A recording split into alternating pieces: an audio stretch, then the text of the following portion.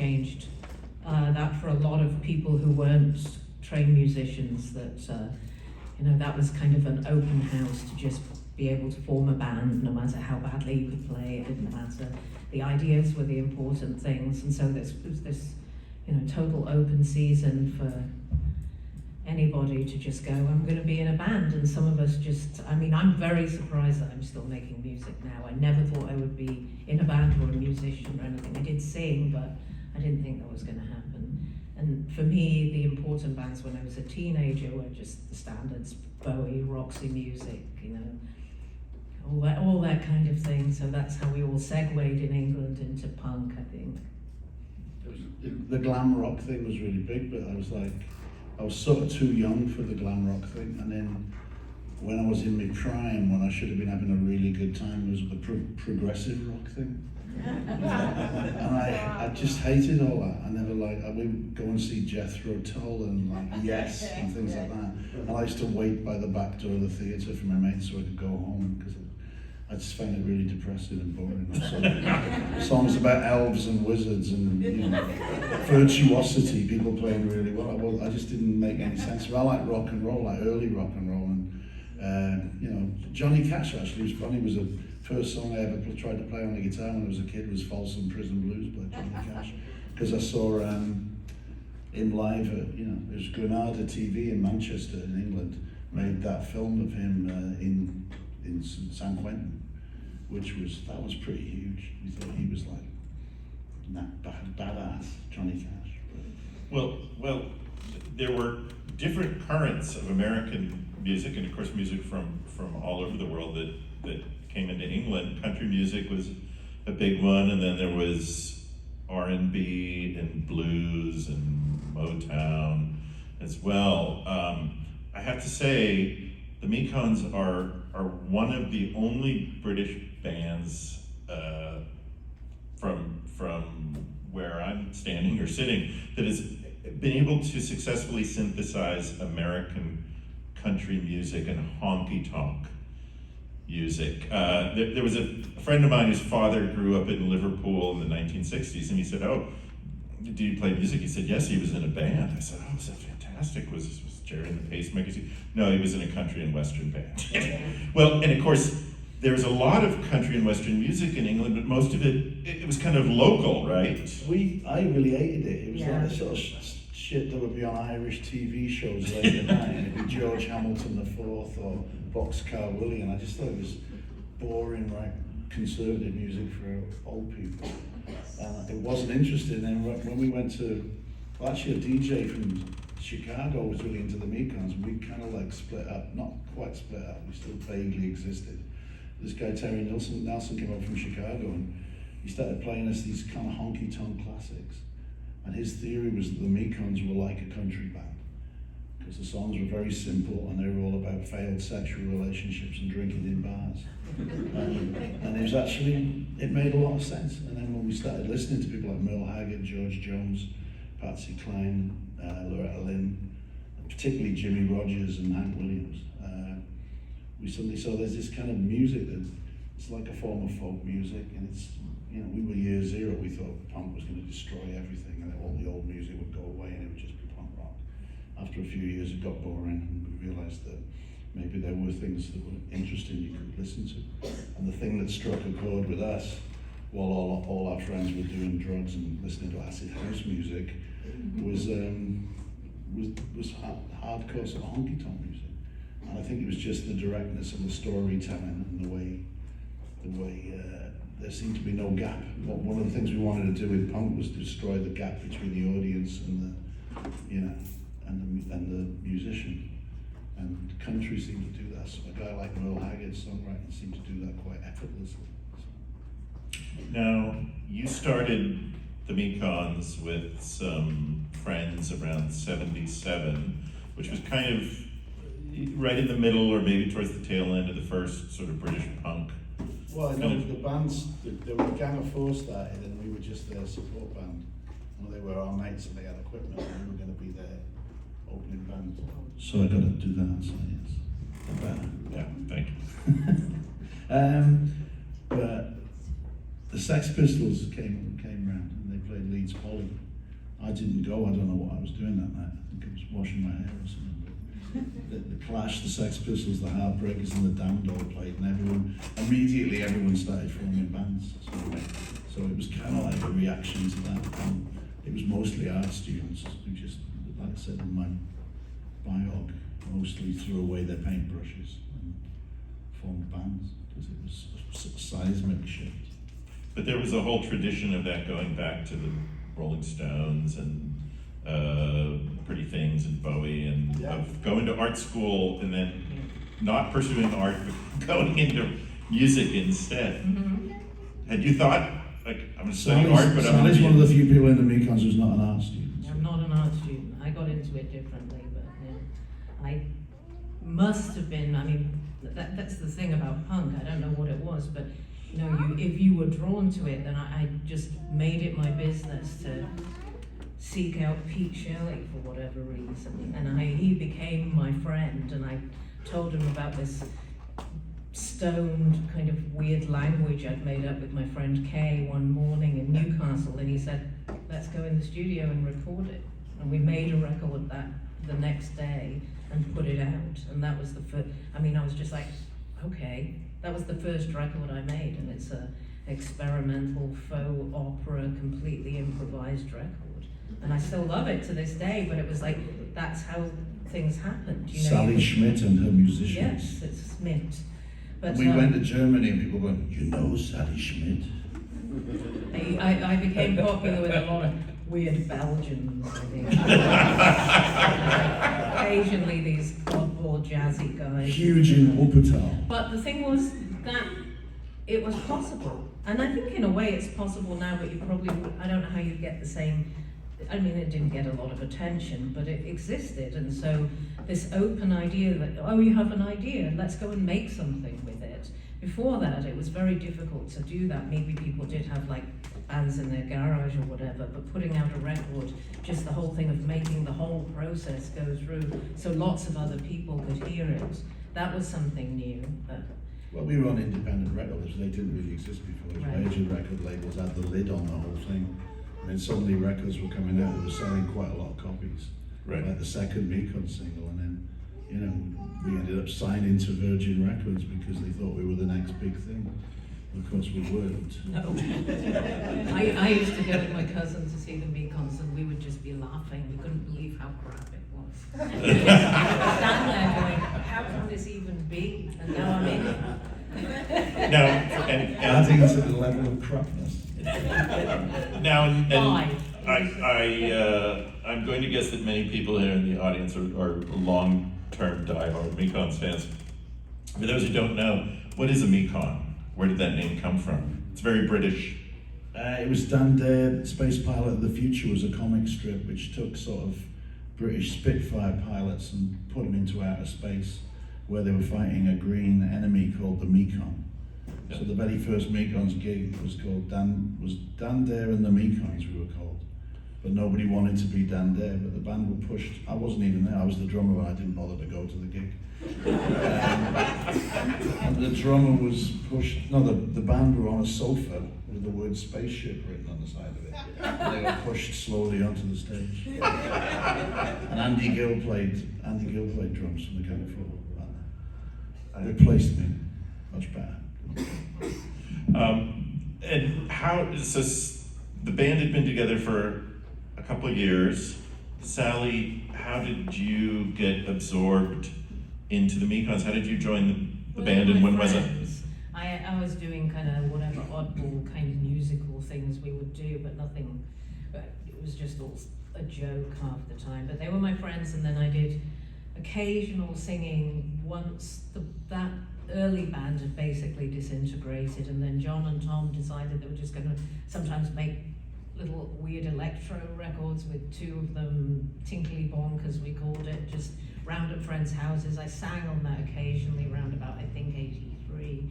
But when the band actually formally got back together as a different configuration, which John can tell you about then, it took a couple of years before I started doing stuff. But, you know, they were my friends, they were playing, and then it's like, you know, that absorption happened. There's this kind of myth that, you know, hundreds and hundreds of people have been through the Mekons, and it isn't really true, but it was open. That was the thing. It was like, yes, if you can sing, well, okay, maybe you can do this. So I don't know, it's like how that really... It was mostly for that Edge of the World record. We'd done Fear and Whiskey. And we'd done that basically in bits and bobs. And then we did a whole side of that when we put the band together that was doing the miners' benefits. And you mentioned the Pretty Things, Dick Taylor from the Pretty Things. Yeah. That guy Terry Nelson, who turned us on to honky-tonk music, also introduced us to Dick Taylor, who was driving a van for Brutus Jeans at the time and had no money because he'd been ripped off by the music business. And Terry said, "Do you want to play with the Mekons?" Dick was like, "Oh, all right, yeah." And he was a founding member of the Rolling Stones. You know, he left the Rolling Stones because he didn't want to play bass. I formed the Pretty Things. I know he should be more famous than Jimmy Page or Eric Clapton. Dick Taylor's genius. Absolutely, and he was just a huge, he's huge. He'd turn up, we'd be playing a gig, and he'd come halfway through the gig with his amp, and the crowd would part, and he would plug in and just like Play at a deafening volume. Deafening volume. Fantastic. The loveliest man ever, Dick Taylor. He's fantastic. And he called me when they were making that Mekons documentary. He said, "The man from the Mekons documentary asked me when I joined the Mekons and when I left the Mekons." And I said, "Well, you haven't left, have you?" He says, "No, I didn't think I had." So telling me I haven't left, he says, "All right, yeah, that makes sense." One of the things that always struck me so much about Mekons albums is especially that period in the mid-1980s when you really kind of, as you said, broke out. Certainly in New York City, the Village Voice was raving about your records. Everybody I knew that was into kind of alternative or underground music knew who the Mekons were. You played out was it Maxwell's? Maxwell's, we played that one. Oh yeah, that was fun. Those were some of the greatest shows I ever saw. We played the Cat Club and Joey Ramone came to see us. And he walked in our dressing room after the show in 1986 and says, "Can I buy you guys a beer?" We couldn't see who it was just this silhouette of it. And it was like, "Oh my, yes, you can buy us a beer." So you had a beer with Joey? We went out drinking with Joey Ramone. He was a sweet guy, wasn't It he? was fantastic. Yeah. I used to run into him in after hours. Actually, you clubs. mentioned the Very Village nice. Voice. There was a journalist from the Village Voice with us that night. He was meant to be writing a cover story about the Mekons for the Village Voice. And Joey, we went out for a drink, and I think he thought we were all the band. And he suddenly went, "Journalists, man, they try to be your friend and they want to stab you in the back." And the dog who was with us, he never wrote the story after that. He wrote me a letter apologizing for not being able to write the story, but what Joey had said was... He chose to be our friend as He chose to be our friend. As opposed to being And a what's crazy, journalist in that. and what's crazy now is that you hear the Ramones in car commercials and stuff, and they're so much more ubiquitous than they were back then. I mean, they really were just a group of incredible, lovable knuckleheads, and didn't make a lot of money at the time, And sadly, all gone. and all gone. Yeah. Which is really sad. Yeah. But Joey was a character, Yeah. interesting character. The look of the albums, even the record label Sin, which I thought was fantastic because of course it was sort of modeled on the beautiful Old Sun label. Who came up with that, and who did the design of all of those early? It was kind of collective, but I'd say like the first Fear and Whiskey album, we had this idea that it should be a kind of collage of a city. Yeah. America. It was about America for some reason, and well, Western capitalism basically. And Kevin did most of that graphics for the first ones. But we all worked out what the style was. The style was to get pictures and go to the photocopy shop and just keep photocopying things over and over again and stick it together with glue. I think probably the appeal, and this is where I didn't come from that background. Leeds University art degree at the time was extremely leftist, right? Really, it's a highly intellectual, rigorous. They weren't really bothered about being able to be painters. It was all ideas. It was all the formation of ideas. So the band that was in the Mekons, who were in the university course at that time, I would say that guided a lot, and I can see why people who are also interested in big ideas could see those things and identify with them. What is this, you know? So it did speak to, I'm not surprised we did well in places like New York, Chicago, San Francisco, where it appealed to not just the music side, but the music side, I would say, has never been a big driver in some ways. It's like a lot of people just thought this is our, I think Real Marcus said that, it's like there might be people out there you want to know, but I was never part of that. The secondary band, I think, is made up of people who actually could play better. So the idea, there were the ideas people and then the people who could play, but for me, but for me it was like an education, because I didn't come from that background, you know, I didn't know that, I wasn't well read in that way, I wasn't an intellectual, and still I am not. Ooh, I don't know. But it was you know, it was just like everyone was taught, and that was also that whole environment of Leeds at the time. It was really, really people like hashing out, fighting out ideas all the time. It was somewhat unpleasant in a lot of ways. It was like, you know, and people would say it was probably somewhat like now, but it was definitely a lot more vicious. But people were just like really challenging everything about the way you think about things. So it was a really, really curious time, specifically I would say for Leeds. It wasn't like that in other cities, you know, punk was different things, but there, because of all the people coming out of the art school, they were all coming out with these, you know, I mean, you can talk about that more. Well, it was very intellectual, Yeah. but there was also like, there was this very, it was just like Britain had boiled over to this point where it was totally anti-capitalist, anti-racist, and majorly feminist. There was a lot of feminism involved at that time. Well, it was clashing because there was also all the Rock Against Racism, which was, you know, in response to racism that was happening, the National Front, you know, having street battles on. So it was just. But just the simple thing of like having women being in bands was Right. considered completely strange at the time. You know, it was the Runaways came and played at Leeds University. I know they were kind of a construct of a band like that Kim Fowley guy, but you know, I've never seen anything like it. The sort of response of 500 rugby playing, you know, engineering students just bawling and screaming at these women. It was. I remember seeing when I had the first Buzzcocks show, I went, the Slits were the opener. I mean, they were just, it was like creatures from another planet. We just went, those are women and they are way out there, they just don't give a shit. And it was a fantastic lesson to see that you know, none of the things you kind of grown up to think hold true are what you have to be. So you know, there was a liberating side to it, but to me there was also I mean, it wasn't a happy time. I don't think that No, I don't look back on it was it. very aggressive and it was difficult and people weren't kind to each other and it was harsh. But at the same time, it was highly interesting to be around and go through that.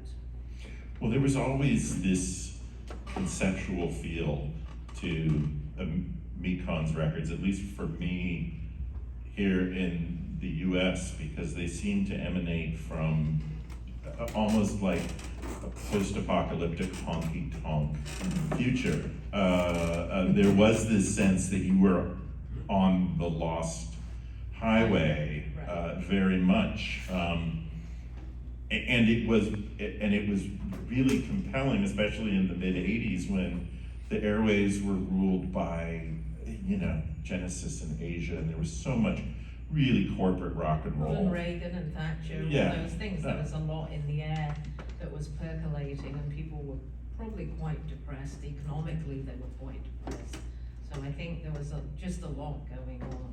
I always felt we were fighting a rearguard action with our sort of backs to the wall. It was like, you know, during the miners' strike, we kind of knew that Thatcher was going to win the miners' strike, but we had to do what we had to do, and it provoked us to write and make art out of something that we just thought we were trying to raise some money for the miners because we felt committed to their cause, but lots of things were going on, and that kind of morphed then into the AIDS crisis as well, because the late 80s we started trying to get involved in those issues, but that then again produced different tactics and different ways of making art.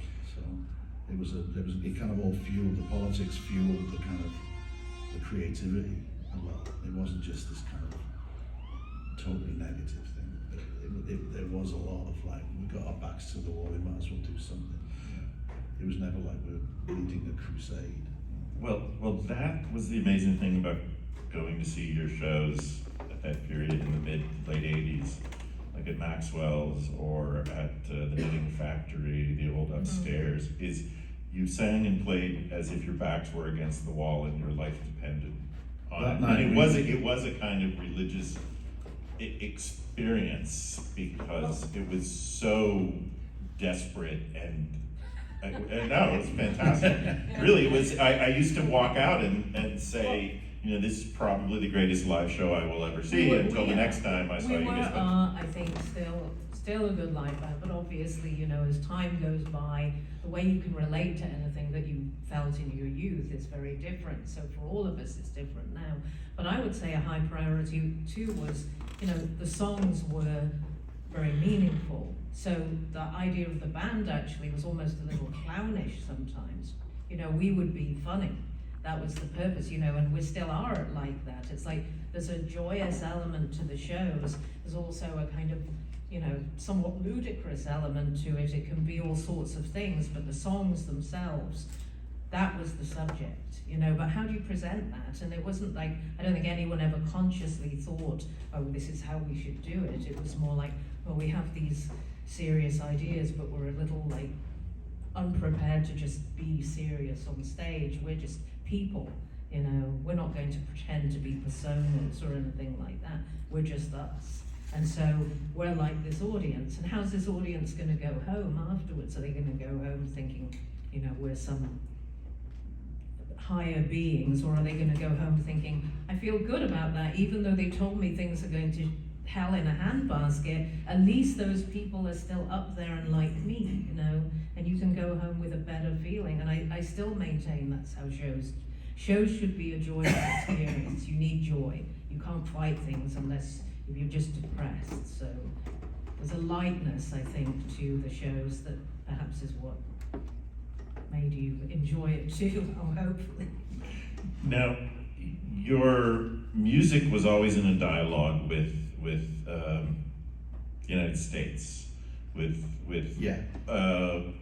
American music, whether that was classic country, honky tonk, Merle Haggard, Hank Williams, Graham Parsons, but also with American politics. You hear it in like Ghosts of American Astronaut and others. What made you decide to relocate to the United States? Well, we grew up the Beast. I know you're now in the belly of the beast. Basically, we grew up in a colony of America after the Second World War. Right. That's what happened. We grew up in the Cold War, and we grew up in this kind of I think American astronaut. Sorry, I was going to say the whole world is always in a dialogue with the United States. It's like the United States is such insular country in so many ways, the way we all live, but really we're affecting everything. So I don't think that's that abnormal.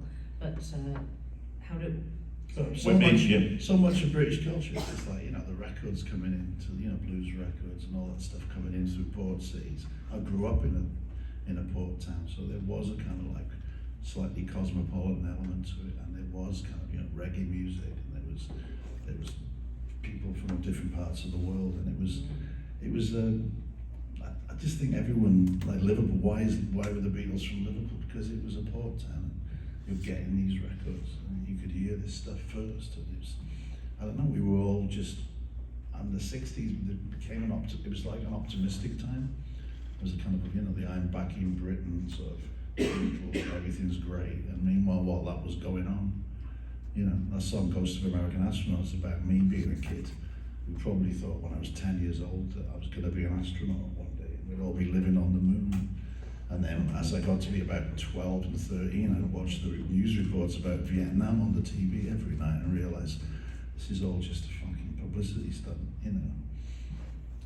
It's great, we can go to the moon, but we can also napalm children, It's... Also, that's the thing about America. It's incredibly exciting on a certain level. Amazing things come out of America. Terrible things come out of America. When you get here, we've lived here a long time. I don't know if I could live anywhere else now. I mean, I think about it, but it's like, why did we end up here? Well, we were coming and playing here more and more. We ended up getting married to different Americans and staying, but you know, as a musician, it's like, what a culture. It's just incredible. So, well, you're also in the Chicago area, which Chicago allowed us to do things that we wouldn't have been able to do. but that is one of the great regional centers Yeah. for music and culture in America, where so many so many incredible black musicians moved there in the 40s and early 50s, and now you yourselves have created a kind of alternative country hub with a lot of different side projects out of Chicago, which is what's kind of amazing, is that it's such a fertile sort of breeding ground for re-examining, American musical traditions. When I first went there, it kind of reminded me of the north of England a little bit, because it just wasn't London. And Chicago felt a bit like Manchester. Manchester had this and Leeds, at the time so of I felt I was a very defiant, attitude to the rest, like a very sort of working class, blue collar attitude. It was like, fuck what they're doing in London. We'll do our own thing. And Chicago, when I landed there, I had no idea that it was, it was going to be like that. But people just kept coming up to me and asking me to do things and offering me space to make stuff.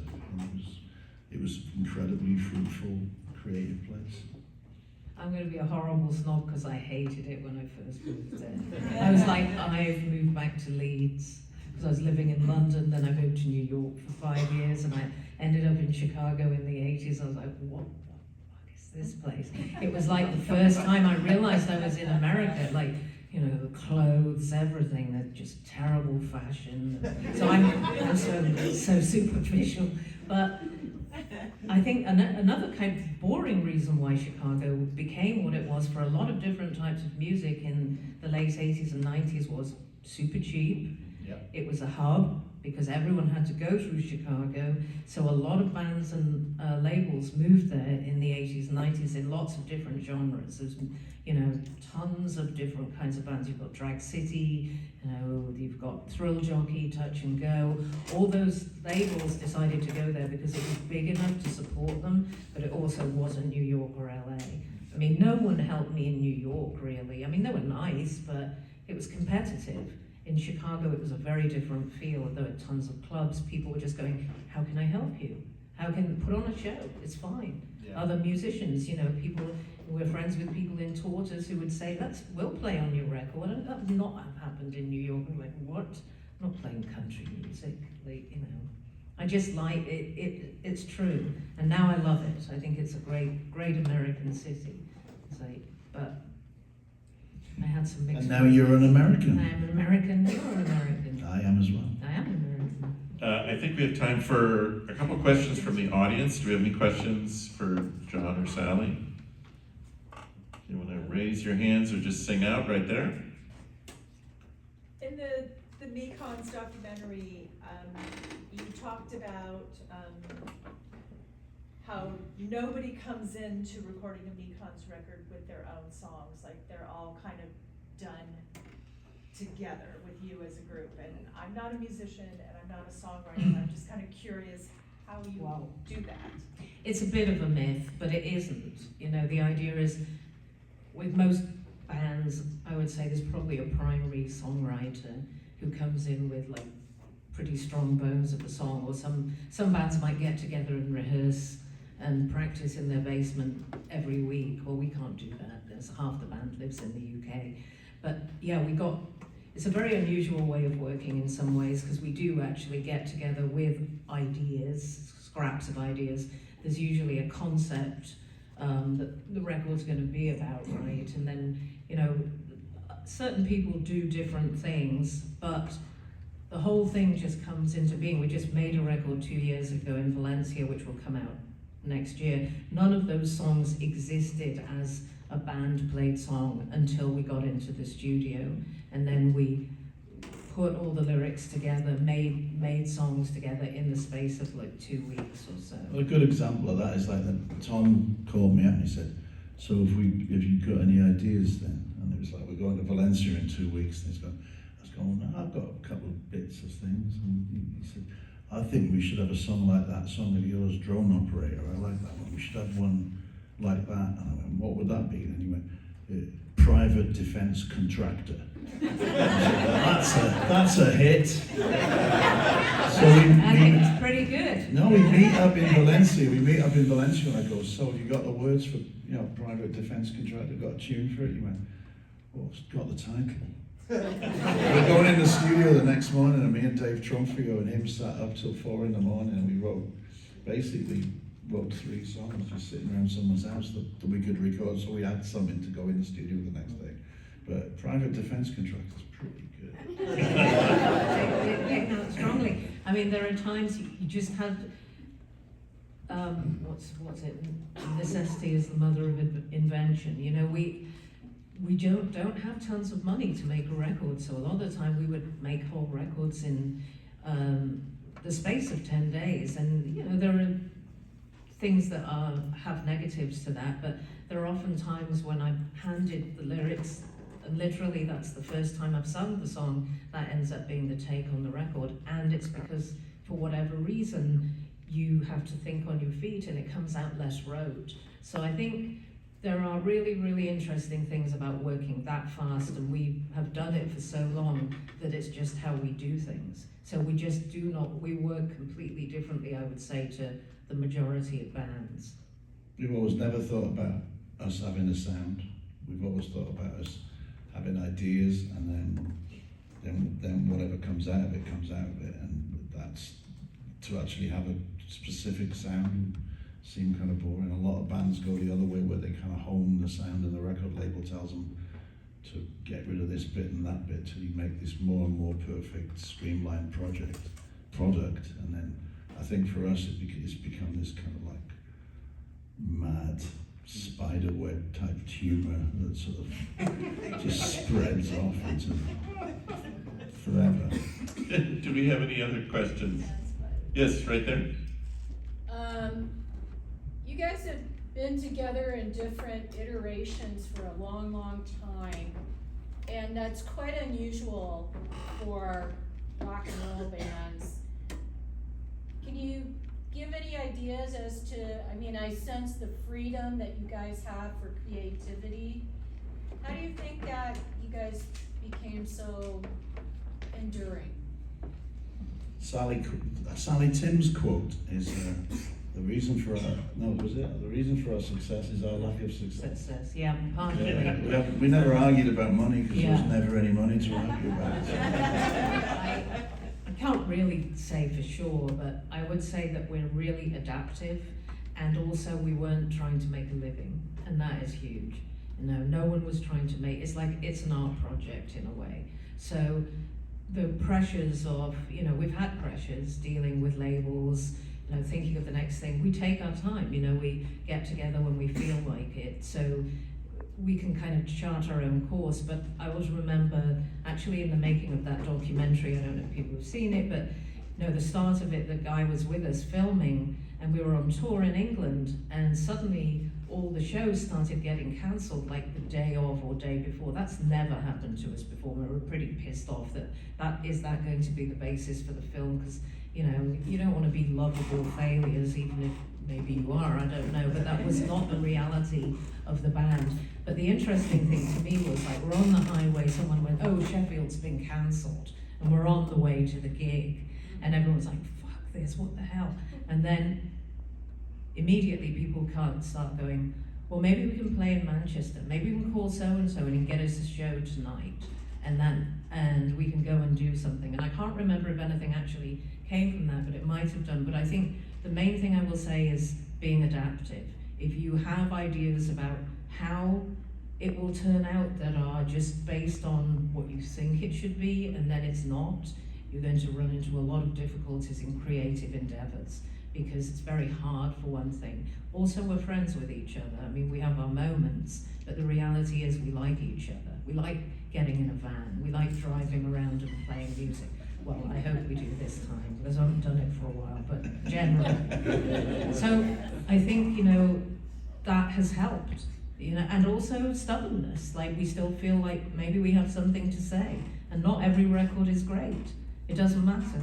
You're going to just go, well, that one wasn't as good as this one. Well, why not? Why can't we make records? You know, that whole, I think that really came out of the ethos of punk, that it doesn't matter. You can still make things. Make things, make things, make things. It's a very human activity to make things. We should all try, whether you're whittling wood in your basement like our grandparents, or, you know, had the tools shed, or sewing your own clothes. Making is an important thing, and also the collective nature of making it with a band is fun.